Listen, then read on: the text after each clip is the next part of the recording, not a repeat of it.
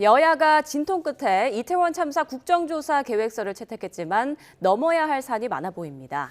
이상민 행안부 장관에 대한 해임 요구는 또 다른 변수로 등장했습니다. 이번 주 정국 서성교 건국대 특임교수, 배종호 세한대 교수와 정리해보겠습니다. 안녕하십니까. 안녕하세요. 네. 자, 먼저 화물연대 총파업 이슈부터 좀 이야기 나눠보겠습니다. 오늘로 사파업이 나흘째 이어졌고요. 전국 각지에서 운송 차질이 빚어지고 있죠. 이제 내일 국토부와 교섭이 예정돼 있지만 양측의 입장차가 워낙 커서 아무래도 좀 타결이 쉽지는 않아 보이는데 먼저 정부와 화물연대 각각의 입장부터 들어보겠습니다. 안전운임제 일몰제 폐지를 원하고 있고요. 거기에 철강이 제도권 안으로 들어갈 수 있게끔 요구하는 겁니다. 국토부 차관과 화물연대 위원장 간에 월요일에 세종청사에서 만나기로 했습니다. 만나게 되면 조건 없이 업무에 복귀할 것을 요구할 것입니다.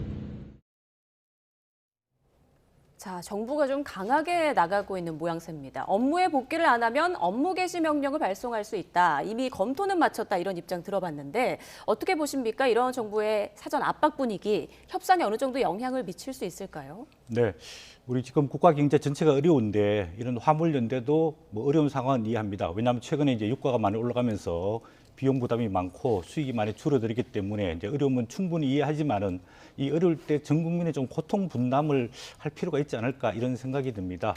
내일 뭐 대화, 타협, 협상 정확한 용어는 모르겠지만은 이런 교섭이 서로 충분한 소통과 이해가 되면서 대화로 해결되기를 바랄 뿐입니다. 내일 이제 국토부 차관과 화물연대 위원장이 오후에 교섭으로 만나기로 했다 이렇게 이제 보도가 되고 있는데 예. 교섭이 단순한 교섭으로 끝날 게 아니라 조금 협상을 통해서 합의가 이루어졌으면 좋겠다는 생각입니다. 아까 말씀하신 대로 이제 24일부터 화물연대 파업이 있어서 지금 뭐 컨테이너 화물들도 한 20%밖에 지금 운송이 되지 않고 있고 피해가 상당히 많죠. 그 항만 물류도 지금 한 20%밖에 운송이 안 되고 있고 80%가 중단됐다 이런 보도가 있고요. 또 시멘트, 레미콘 피해가 굉장히 큽니다. 건설 현장에 지금 레미콘이 공급이 되지 않아서 전체 건설 현장이 중단될 위기에 처해 있다 이런 보도도 나오고 또 그 유류 수송차들이 파업을 하면서 각 주유소들에게 기름이 공급이 되지 않고 있다 이런 보도도 나오고 있는데 조금 있으면은 아마 이런 물류라는 것은 우리 국가 전체의 혈액과 같은 거거든요. 그리고 물류가 이루어져야지 기업들뿐만 아니라 우리 국민들의 피해가 없이 원활한 일상생활을 할 수 있는데 이런 고물가, 고환율, 고금리 위기 속에서 또 이런 집단 이기주의보다는 조금 서로 공감하면서 양보하는 자세가 필요하다고 생각이 듭니다. 예. 이 안전운임제는 지금 이제 도입된 지가 3년이 됐습니다. 2020년에 도입이 됐죠. 안전한 운행을 위해서 운임을 보장해준다. 그래서 3년 동안에 통계를 보니까 화물 차량의 운임료가 약 한 30에서 40% 인상이 됐는데 네. 안전, 즉 과속과 과적의 양은 줄어들지 않았다. 이런 통계가 나와 있거든요. 그래서 국토교통부에서도 그러면 앞으로 3년 동안 더 시행을 해보고 그때 안전운임제를 계속해서 영구적으로 시행할지 아니면 종료를 할지 이런 입장을 내놓고 있는데 화물연대도 정부의 방침에 좀 맞춰서 조금 한 3년 동안 더 시범 운영을 해보고 난 다음에 정확한 통계치가 나오면 거기에 따라 가지고 이 안전운임제를 지속하든지 아니면 또 품목을 또 대상을 넓히든지 그때 가서 한번 검토 고려하는 게 필요하지 않을까 싶고 만약에 파업이 계속될 경우에는 아까 말씀하신 대로 정부는 법과 원칙에 따라서 업무 개시 명령을 내리겠다라고 예고를 하고 있어서 조금 대립 갈등 걱정이 되고 있습니다. 예. 조금 전에 그 서 교수님 언급해 주신 것처럼 시멘트라든지 레미콘 업계 같은 피해가 좀 큰 업종에 대해서만 선별적으로 업무 개시 명령을 내릴 것으로도 보이는데 아무래도 일괄 적용하면 파장이 클 것으로 보고 있다고 봐야겠죠? 일단 선별적으로 적용할지도 좀 지켜봐야 되겠어요. 왜냐하면 그렇게 해도 결국 이제 강으로 가기 때문에 상당한 마찰이 우려가 되고 그러면 이제 쟁의가 더 계속되면 이제 국가 경제가 더 혼란스럽기 때문에 제가 볼 때는 거기까지 가면 안 되고 어떻게든지 이제 대화와 교섭을 통해서 합리적으로 해결되는 것이 이제 가장 바람직하고요. 지금 이제 우리 교수님께서 이 집단 이기주의라고 규정을 했는데 그건 좀 잘못된 것 같아요. 왜냐하면 이 안전 운임제의 도입에 대해서는 여야정 모두가 인정을 했기 때문에 3년 시범 도입한 것 아니겠습니까?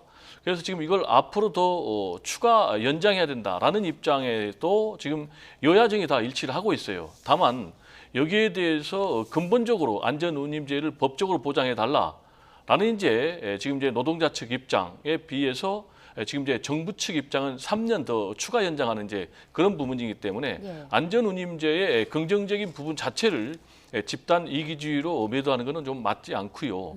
그리고 이제 국가 경제 논리로 이 노동자들의 정당한 생존권, 생계권을 부정할 수는 없는 것이고, 그래서 이 부분을 지금 국가가 업무 개시 명령으로 이걸 이제 강제할 경우에는 더 강대강으로 치닫기 때문에 정부가 사실은 많은 책임이 있어요. 두 가지 책임이 있는데 하나는 일단 약속을 했어요. 지난 6월 1차 파업 때 두 가지 약속을 사실상 했는데 하나는 이걸 좀 지속적으로 추진한다라는 것 하나, 그리고 또 이 차량 적용 차량과 또 품목을 확대한다라는 그런 부분에 대해서 했는데 지금 정부가 내세운 것은 지금 확대하는 것에 대해서는 입장을 내놓지 않았고 예. 그리고 3년 더 연장한다라는 부분만 내놨기 때문에 이 부분에 대해서는 정부가 사실상 잘못한 거고요.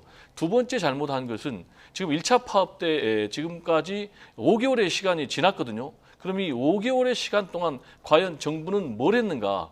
지금까지 뒷짐만 지고 있었다라는 그런 비난을 면하기 좀 어렵기 때문에 이번에 대화와 교섭을 통해서 좀 이걸 좀 슬기롭게 극복할 필요가 있다라는 부분을 좀 강조하고 싶습니다. 네, 이 화물연대 파업 문제를 놓고도 여야가 또 갈라졌습니다. 여야의 입장도 한번 들어보고 오겠습니다. 노조가 국민과 한국 경제를 볼모로 잡고 힘에 의지해서 이기주의적 요구를 관철하는 행위는 더 이상 용납되어서는 안 됩니다. 안전운임제가 없다면 노동자들은 안전을 내놓은 채로 더 많은 시간, 더 많은 짐을 싣고 도로를 달려야만 합니다. 네, 이번 파업이 국민 경제에 악영향을 주고 있다는 여당, 그리고 이번 파업은 노동자들의 안전을 위한 외침이라는 야당. 자, 이렇게 의견이 좀 갈리고 있는데 서 교수님께서는 좀 어떻게 보고 계십니까? 네, 안전운임제를 일단 3년 동안 더 시행을 하자라고 정부 쪽에서 제안을 하고 있기 때문에 예. 당장 일몰 하는 건 아니거든요. 네. 그런 측면을 봤을 때 지금 화물연대나 민주당에서 자꾸 정부를 비판하는 것은 바람직스럽지 않다라고 보고 있고요. 그다음에 정부가 그동안에 계속 화물연대와 대화를 계속 해온 것으로 알고 있습니다.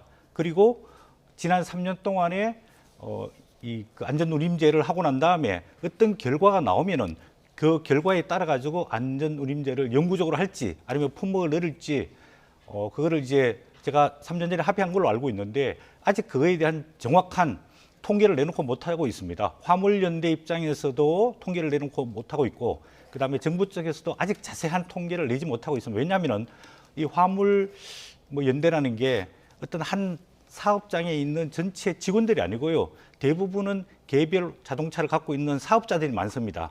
또 본인의 자동차를 어떤 회사에다가 집이라고 등록을 해놓고 보통 대부분 보면 이제 개별 사업자들이거든요. 그런 측면에 봤을 때 이 화물 안전 운임제로 인해서 얼마만큼 효과가 있었느냐, 없었느냐 이 부분에 대해서 화물연대와 정부 측, 민주당 측 입장이 갈리는데 민주당에서는 거의 화물연대 입장을 들고 있는 것 같습니다. 그러나 저희가 객관적으로 봤을 때 그동안 3년 동안에 화물의 운임은 한 3에서 40% 정도 인상이 된 걸로 지금 통계가 나와 있거든요. 그런데 사고 부분은 그렇게 크게 줄지 않았다. 왜 그러냐? 어떤 부분에서 문제가 있느냐? 어떤 업종에서 문제가 있느냐? 이런 부분에 대해서 정확하게 아직 밝혀지지 않았기 때문에 무조건 화물연대가 주장하고 있는 5개 품목, 즉 철강제, 자동차, 그다음 위험물, 사료곡물, 택배, 배달 이런 업종까지 확대하자라고 이야기하는 게 전혀 지금 논리적 근거가 좀 부족한 것 아니냐 이런 생각이 듭니다. 현재는 이제 컨테이너 화물과 시멘트 화물만 안전운임제가 적용되고 있거든요. 근데 그런 부분에 대해서 아직 정확한 통계가 나와 있지 않기 때문에 여당, 야당 정치적으로 논쟁하기보다는 정확한 어떤 통계적 근거, 그다음 이 운임 제도를 통한 어떤 효과, 결과 이런 걸 가지고 조금 주장과 논쟁을 할 필요가 있다고 보여집니다. 네, 두 교수님의 의견이 이렇게 갈리는 만큼 내일 교섭도 좀 쉽지는 않을 것 같은데 부디 대화로 좀 잘 조정이 이루어지길 기대해 보겠습니다. 다음 이슈 넘어가 볼까요? 예, 네. 이태원 참사 국정조사 특위 문제 주제 넘어가 보죠. 이 국조특위 어렵게 일단 출범은 했습니다. 그런데 시작부터 이 야당의 이상민 장관에 대한 파면 압박이 새로운 뇌관으로 떠오르고 있습니다. 양당 발언 한번 듣고 오시겠습니다. 새 정부의 국정과제 수행에 필수적인 예산을 모두 삭감하고 날처리하고 있습니다. 새 정부가 일을 못하게 하려는 정부 완박 횡포입니다. 말만 철저한 규명을 외칠 게 아니라 이상민 장관부터 파면하는 것이 순서입니다. 다음 주 월요일까지 이상민 행정안전부 장관의 파면에 관한 분명한 조치를 내놓을 것을 강력히 촉구합니다. 예, 지금 박홍근 민주당 원내대표가 다음 주 월요일이라고 말한 게 이제 내일입니다. 네. 28일. 이제 내일까지 민주당이 시한을 두고 요구를 했는데 그런데 대통령실 입장을 보면은 오늘 일단 윤 대통령이 결단을 내릴 가능성은 적어 보여요. 어쨌든 민주당의 요구를 어떻게 받아들이고 있을까요? 이미 이제 대통령실은 언어 도단이다라면서 민주당의 요구를 일축을 했거든요. 그럼 이제 민주당은 사실상 최후 통첩을 한 거예요. 내일까지 파면하지 않으면은 국회 차원에서 책임을 묻겠다라는 것 아니겠습니까? 예. 그럼 이제 국회 차원에서 책임을 묻겠다라면은 국회 차원에서 책임을 물을 수 있는 방안이 두 가지예요. 네. 하나는 이제 장관 해임 건의안을 내는 방법 하나, 그리고 또 탄핵 소추안을 가결시켜서 헌재에서 탄핵하는 이제 이 두 가지인데 이 부분과 관련해서는 자꾸 이제 국민의힘에서는 왜 민주당이 국민의힘을 압박하는 그런 이제 정쟁으로 몰아가느냐라고 얘기를 하는데 지금 민주당 입장에서는 그런 차원, 그러니까 국민의힘을 압박하는 차원도 사실상 배제할 수는 없겠지만 더 중요한 것은 저는 국민 여론이라고 봅니다. 지금 이제 국민 여론을 보면은 50% 이상이 이상민 행정안전부 장관에 대해서 책임을 물어야 된다. 라고 분명히 욕을 하고 있는데 지금 이제 158명이 서울 도심 한복판에서 숨진 어처구니 없는 그런 참사가 일어났음에도 불구하고 지금 아무도 책임을 지지 않고 있어요. 윤석열 대통령도 지금 진정어린 사과가 없다고 유족들이 주장을 하고 있는 이런 상황 아니겠습니까? 따라서 이런 상황에서 민주당이 목소리를 제대로 내지 않는다면은 지금 이제 국민들 입장에서 그럼 민주당은 뭐 하느냐라는 이제 질타를 받게 되기 때문에 민주당도 이제 이런 이제 강경한 입장을 낼 수밖에 없는 것이 아닌가 이렇게 생각이 되고요. 네. 계속해서 지금 아무도 책임지지 않고 이상민 행안부 장관을 껴안고만 가겠다라는 그런 입장을 취할 경우에는 국민들의 분노가 더 높아진다. 그리고 결국 그 부담은 윤석열 대통령의 정치적 부담으로 올라갈 수밖에 없다. 왜냐?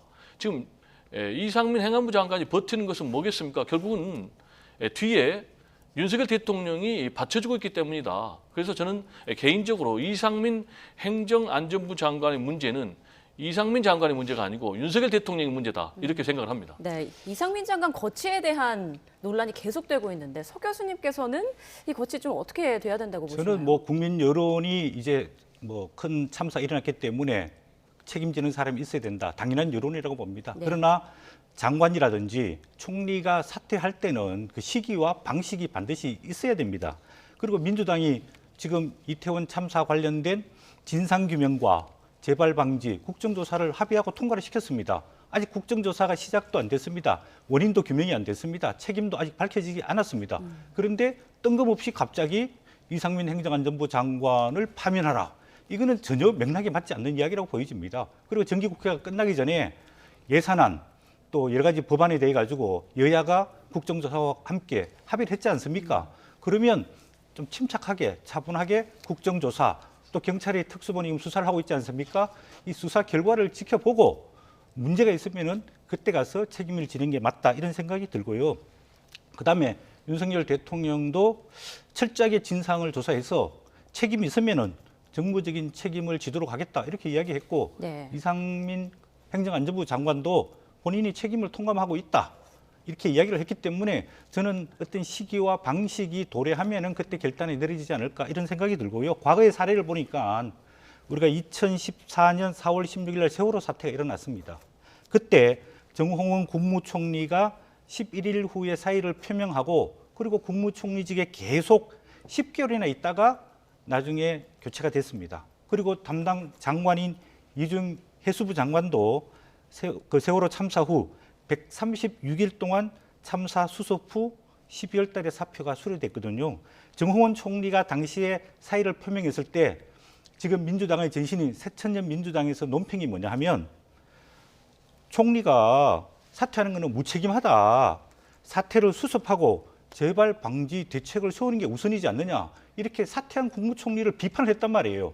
그래서 지금은 누가 사퇴하느냐, 파면하느냐, 해임하느냐 이런 것보다는 철저한 원인 규명, 그냥 거기에 따른 법적인 책임, 또 거기에 따른 관리와 행정 책임이 있는 정치적 책임 이런 순서로 가는 게 바람직스럽지 않을까 그렇게 생각이 듭니다. 네. 제가 여기에 좀 반론을 얘기를 해야 되겠는데요. 지금 이제 우리 교수님께서 선 진상 규명 그리고 후 수습 내지는 이제 후 책임론을 얘기를 하고 있는데 지금 이제 계속해서 수사와 관련해서도 그러고 국정조사와 관련해서도 국민의힘 그렇게 주장을 해왔어요. 특히 이제 국정조사의 필요성에 대해서 수사 방해라면서 국민의힘은 이제 반대를 해왔거든요.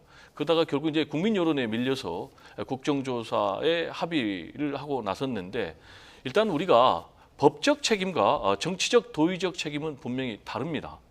법적 책임은 수사를 통해서 또 그리고 사법부의 판단을 통해서 내려지겠지만은 정치적 도의적 책임은 그것과 별개로 하는 거예요.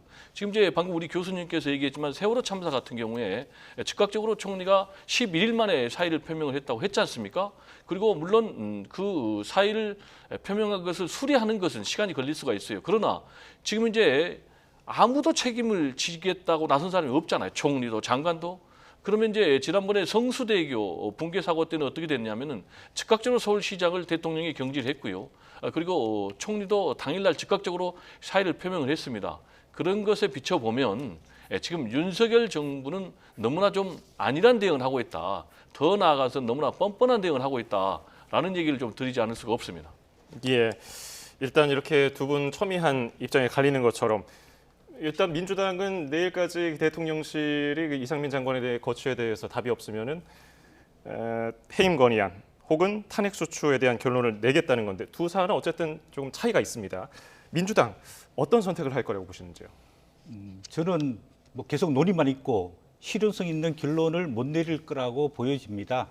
그러니까 국무위원 해임 건의안은 국회 헌법 제63조의 규정이 돼 있는데 어떤 경우에 국무위원 해임 건의안을 제출하고 통과시킨다는 명확한 이유와 근거가 없습니다. 단지 헌법 65조의 탄핵 소추안은 몇 가지 이야기가 있습니다.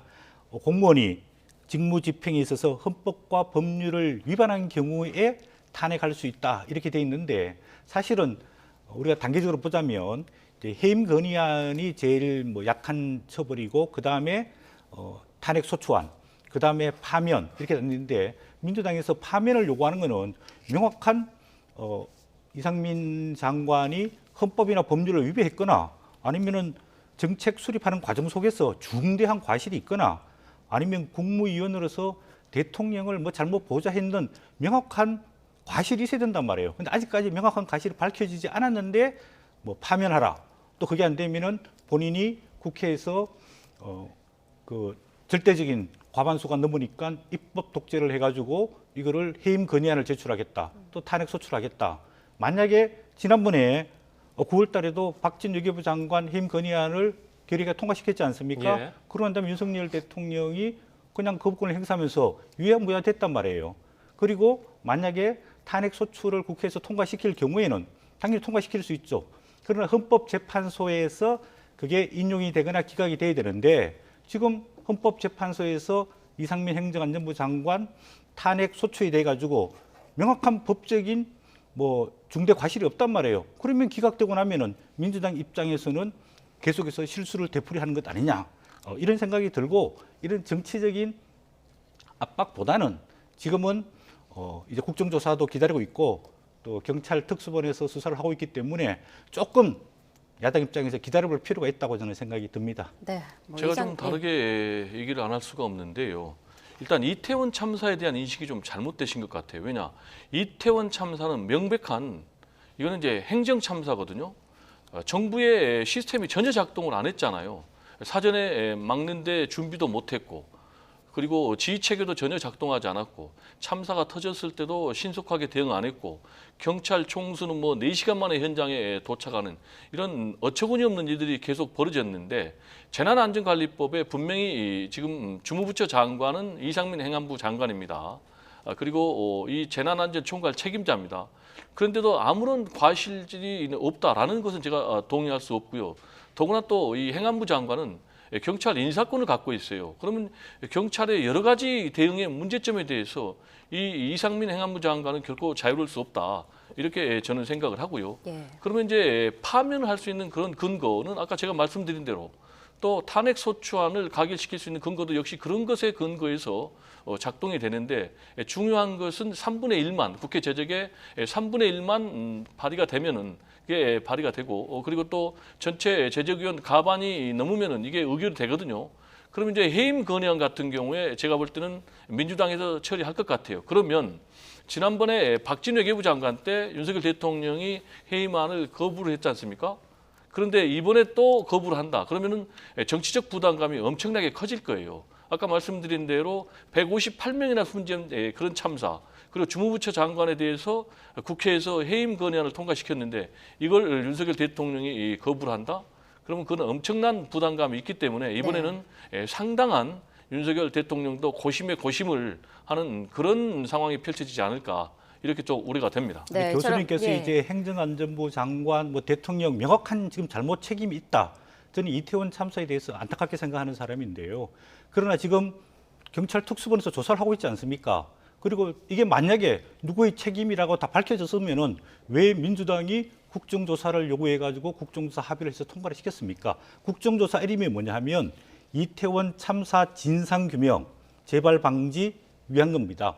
아직까지 참사에 대한 원인이 정확하게 밝혀지지 않았습니다. 진상이 규명되지 않았습니다. 그런데 지금 벌써 책임을 져야 된다라고 주장하는 것은 그는 일부 보도에 의한, 또 일부 사람들의 생각에 의한 그것이 공식적인 정부의 원인과 책임이 정확하게는 밝혀져서 아직은 결과가 발표되지 않지 않았습니까? 그런 측면에 봤을 때는 너무 조급하게 하지 말고 조금 정확한 원인 규명, 그다음에 책임질 부분에 대해서는 법적인 책임뿐만 아니라 정치적인 책임, 나아가서는 도의적인 책임까지 저는 져야 된다고, 이게 모든 일이라는 것은 우선순위가 있는 겁니다. 순서적으로 좀 진행하기를 바랍니다. 자, 두 분의 의견이 어느 때보다 첨예하게 좀 팽팽하게 갈리고 있는 것 같은데, 일단 야당에서는 이상민 장관의 거취와 관련해서 대통령의 책임도 있다, 뭐 이런 얘기도 나오고 있습니다. 자, 그럼 지금 대통령의 지지율도 한번 보죠. 지난 금요일에 발표된 갤럽 조사 결과를 보면 긍정과 부정 모두 각각 1%포인트 상승했습니다. 함께 보시죠.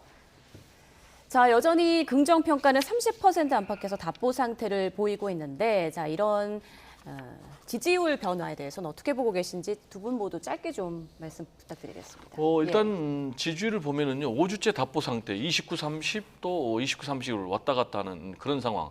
윤석열 대통령이 대통령에 당선될 때 48%의 득표로 당선이 됐는데 24%까지 떨어진 적이 있으니까 거의 지금 절반에 가까운 수준으로 뚝 떨어졌는데, 그럼 왜 이렇게 윤석열 대통령의 지지율 답보 상태가 계속되고 있느냐? 보면 이제 부정평가 이유를 보면 역시 무능하다라는 부분이 제일 높고요. 그리고 일방적 독단적이다, 소통이 부족하다, 그리고 경제 민생을 제대로 잘 살피지 못한다라는 부분이거든요. 그래서 그런 부분에 대해서 제대로 지금 윤석열 대통령이 못하고 있기 때문에 이런 결과가 나온다라고 지금 여론조사가 얘기를 하고 있고요. 그러면 윤석열 대통령은 어떻게 해야 되느냐? 제가 볼 때는 지금까지의 국정 운영 스타일을 전면적으로 바꿔야 된다. 어떻게 바꿔야 되느냐? 네. 지금 계속해서 싸우고만 있거든요. 야당하고 싸우고 전 정권하고 싸우고 언론하고 싸우고 이제는 지금 노조하고까지도 싸우겠다라는 것인데, 그러면 윤석열 대통령이 싸우려고 대통령 된 건 아니잖아요. 그럼 윤석열 대통령은 앞으로 어떻게 해야 되느냐? 일을 해야 된다. 그럼 일을 하려면 어떻게 해야 되느냐? 야당을 국정의 파트너로 인정을 해야 되는 거예요. 그것이 바로 협치의 첫걸음이 아닌가 이렇게 생각이 되고, 본인이 분명히 국회에 추경 연설을 할 때 뭐라고 했냐? 영국의 예를 들어서 전신회가 하면서 정말로 협치하겠다라고 강조를 했거든요. 그러면 이제는 그런 국정 운영을 해줘야 된다라는 얘기를 좀 강조하고 싶습니다. 예. 예.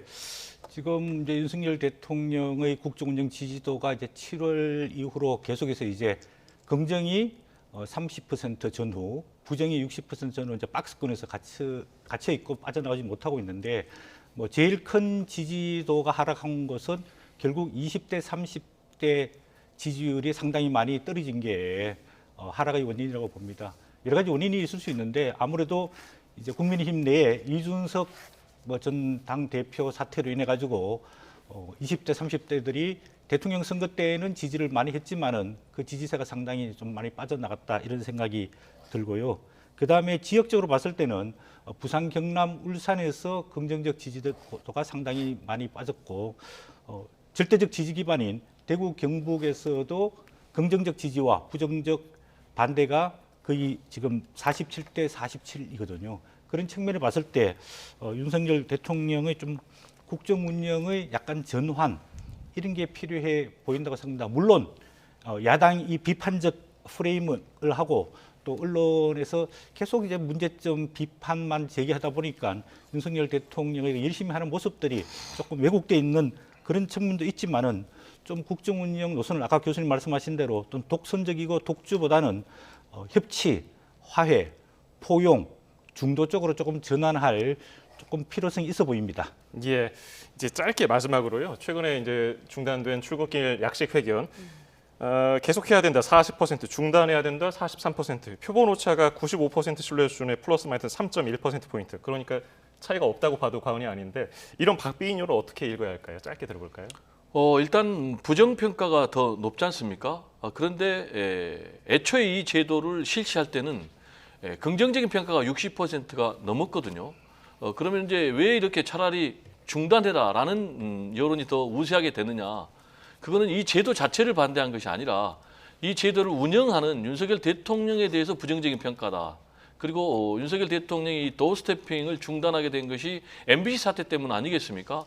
그래서 도어스태핑을 좀 제대로 해라라는 그런 국민들의 의견이 아닌가, 저는 이렇게 생각이 됩니다. 예, 서 교수님도 짧게. 네, 이 도어스태핑 8월 말에 보니까 뭐 지지가 47, 반대가 32였는데 세 달 만에 지지가 40, 반대가 43 이렇게 나와 있습니다. 제가 이제 내용을 좀 보니까 그 대통령 지지층에서 뭐 지역적으로 대구, 경북, 또 부산, 울산, 경남, 또 보수층 지지자들이 도어스태핑 하지 말아야 된다. 왜냐하면은 대통령이 저렇게 국정에 대해서 일일이 나가게 되면은 굉장히 부담이 된다. 이렇게 이야기하고 있기 때문에 앞으로 명확한 재발 방지 대책도 필요하지만은 대통령의 메시지를 다양한 좀 방식으로 전개할 필요가 있다고 보여집니다. 예, 알겠습니다. 오늘 전국 상황 여기까지 듣죠. 지금까지 서성교 건국대 특임 교수, 배정호 세한대 교수였습니다. 두 분 고맙습니다. 네, 감사합니다.